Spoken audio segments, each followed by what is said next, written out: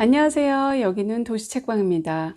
오늘은 지난번 영상에서 이야기했던 한국형 오컬트 소설의 연장으로 박혜로 작가님의 두 번째 작품인 신을 받으라를 가지고 왔습니다. 신을 받으라. 제목부터 굉장히 강렬하죠. 저는 신을 받으라를 먼저 읽고 그 다음 살이라는 그 첫 번째 작품을 나중에 읽었는데요. 사실 이 순서는 별로 중요하지 않습니다. 사실 신을 받으라라는 이 제목에 굉장히 끌렸고요. 왜 살은 약간 무서워 보이잖아요. 이렇게 그래서 첫 번째로 다가가기에는 이게 좀 낫지 않을까 해가지고 읽었는데, 물론 이제 이 두 권을 다 읽고 나니까 두 번째 작품이 훨씬 더 군더더기 없고 깔끔하고 탄탄한 구성으로 되어 있다는 것을 느낄 수 있었는데요. 신을 받는다는 뜻은 무엇일까요? 제가 한 무속인에게 물어봤을 때 신을 받는다는 건 무당이 된다는 이야기라고 합니다. 신은 어떤 자신의 이야기를 전달해 줄 한 인간이 필요한 거고요. 그 역할을 맡아서 하는 게 무당이라고 합니다. 그러니까 무당은 영매라고 그러죠. 보이지 않는 저 영혼의 세계와 인간의 세계를 연결해 주는 일종의 다리 역할을 하는 거죠. 21세기 인공지능도 나오고 인간의 복제도 가능한 시대입니다. 하지만 이 보이지 않는 영역은 보이지 않기 때문에 믿음과 체험의 영역으로 남아있는데요. 사실 보이지 않는 영역을 보이게 해달라고 말하는 것 자체가 모순일 수 있습니다.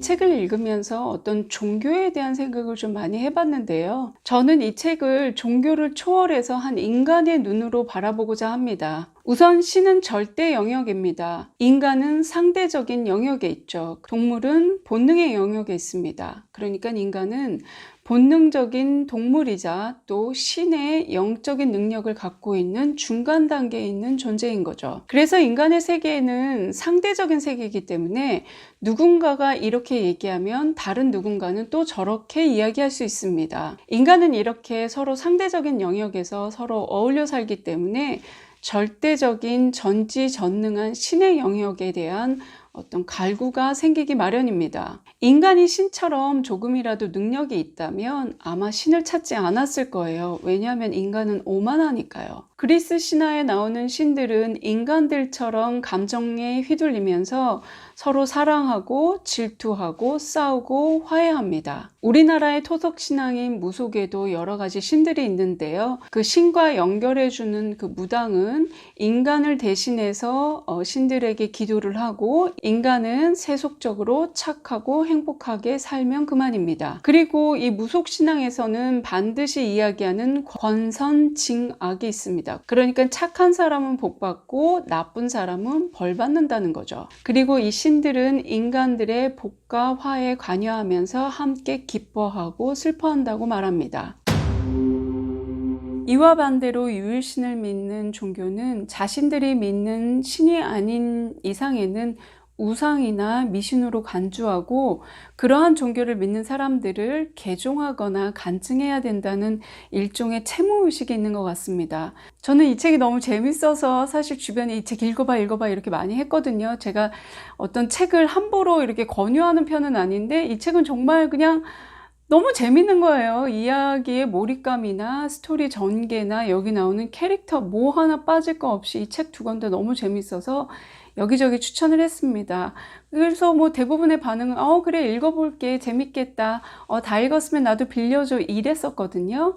근데 그 중에 한 분이 저에게 다가오셔서 아주 살며시 저와 이야기를 단독적으로 하자고 하시더라고요. 그러면서 양 작가님 저의 얘기를 들어보세요. 이렇게 얘기를 시작하시는데 기도와 간증을 반복하셨습니다. 근데 저는 어떻게 좀 거절을 못하는 편이라서 그분 얘기를 그냥 다 들어주기는 했는데 제가 제일 마지막에 한 이야기는 그거였어요.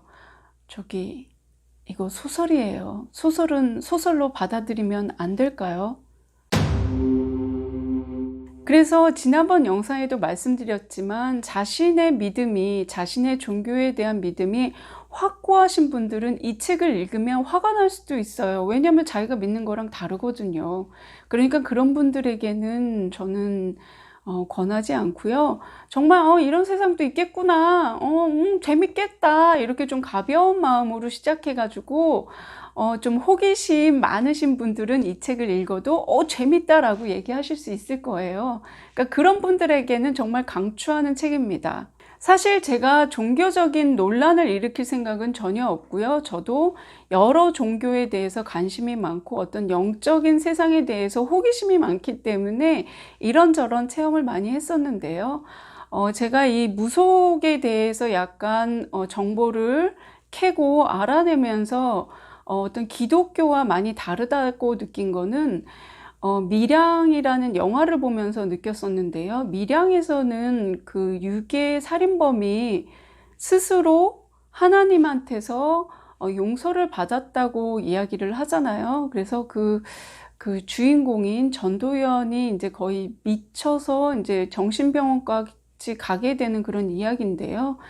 저는 그 영화를 보면서 과연 종교란 무엇이며 신은 무엇일까라는 어떤 생각을 굉장히 많이 했습니다.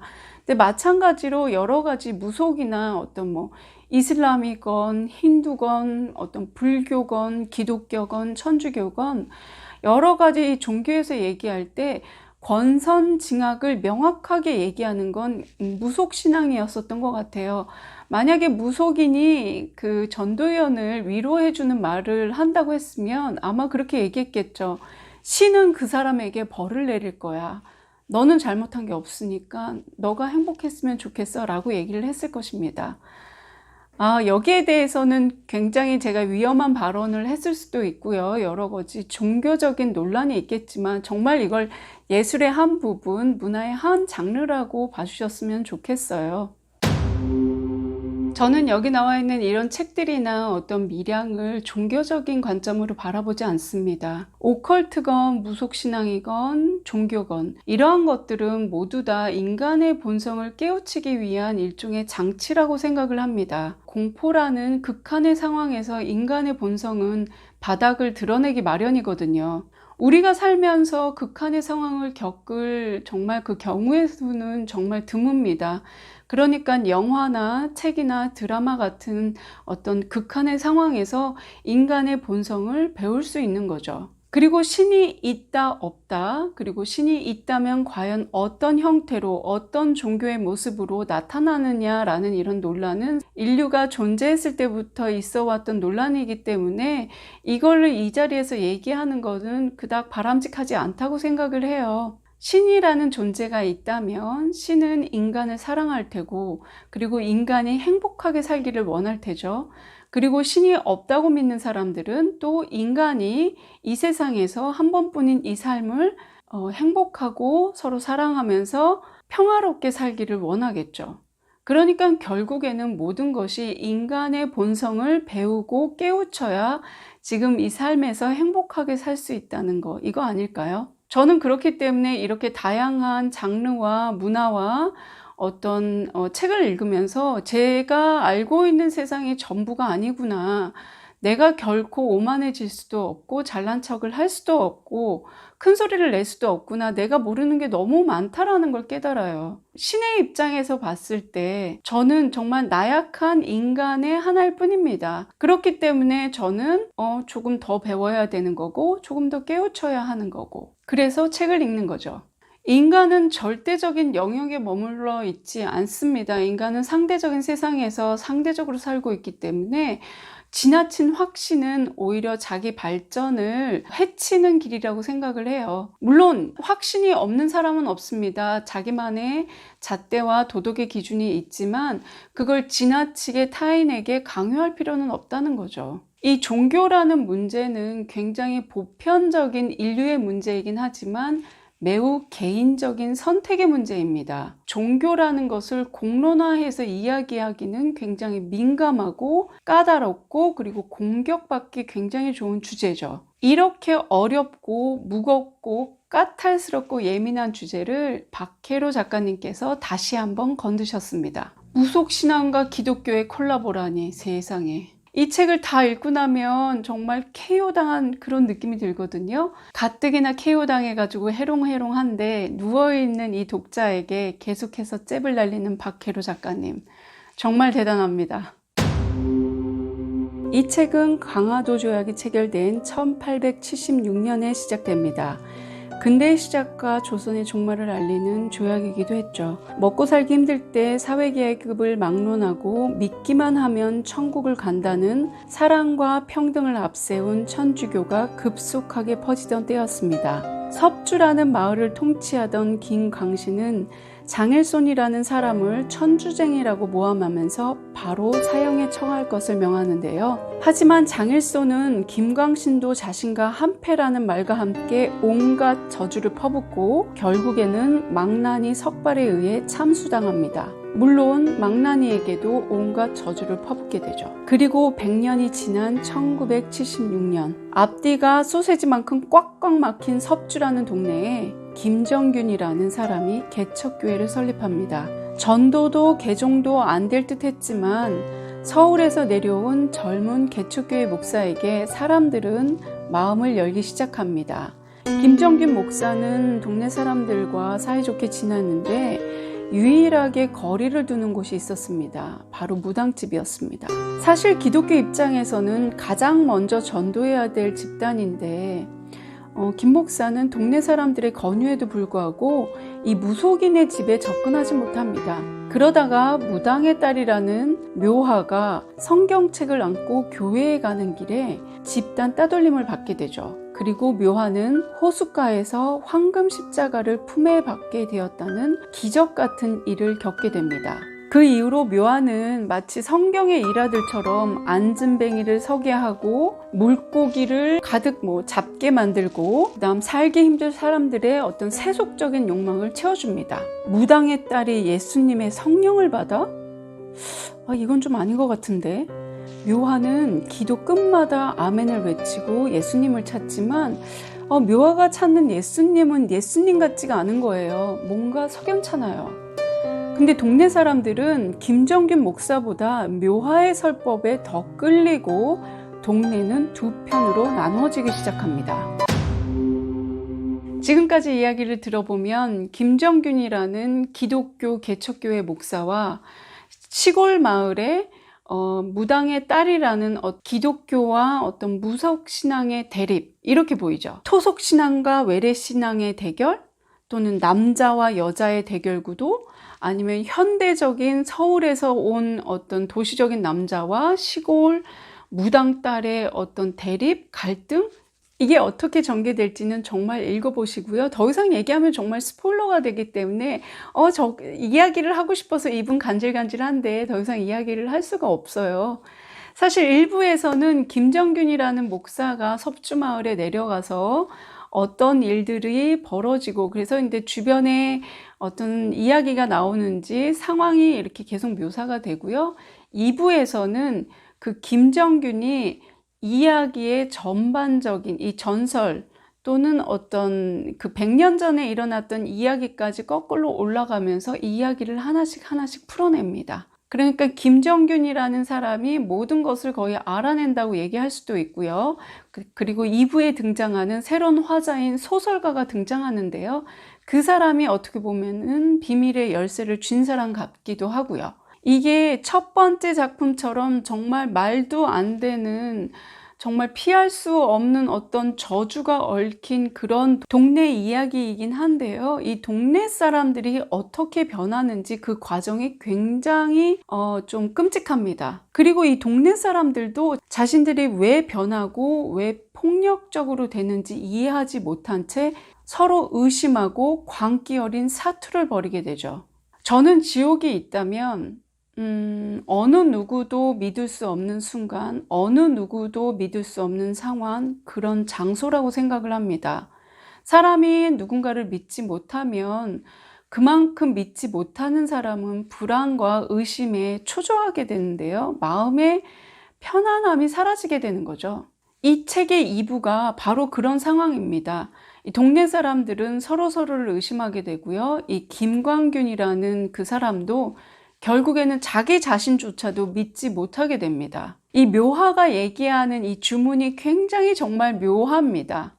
묘하니까 묘하라고 했나? 어쨌거나 비나이다 비나이다 예수님께 비나이다 아멘 이러면서 기도를 하고 자신의 어떤 설법을 펼치는데요. 저는 그 부분에서 굉장히 소름이 끼쳤어요. 이들은 과연 무엇을 믿고 무엇을 위해서 기도를 하고 또 나중에 무엇을 위해서 싸우는 걸까요? 그게 자신들의 욕심이나 욕망은 아니었을까요? 박혜로 작가는 이 무속신앙뿐만이 아니라 기독교에 대한 상식도 굉장히 뛰어났던 것 같습니다. 이 묘화를 보면서 김정균과 함께 어떤 기독교에 대한 묘사도 굉장히 정확하게 잘 해냈고요.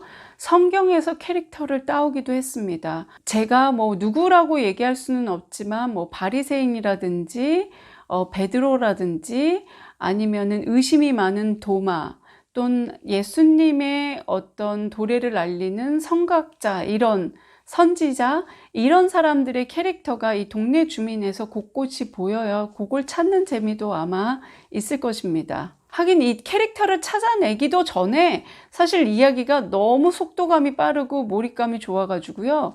사실 이런 캐릭터는 책을 다 읽고 나서 깨달은 거지 읽는 동안은 뭐가 뭔지도 몰랐어요. 와, 어떻게 이런 일이 있지? 어떻게 이런 이야기가 있을 수 있을까?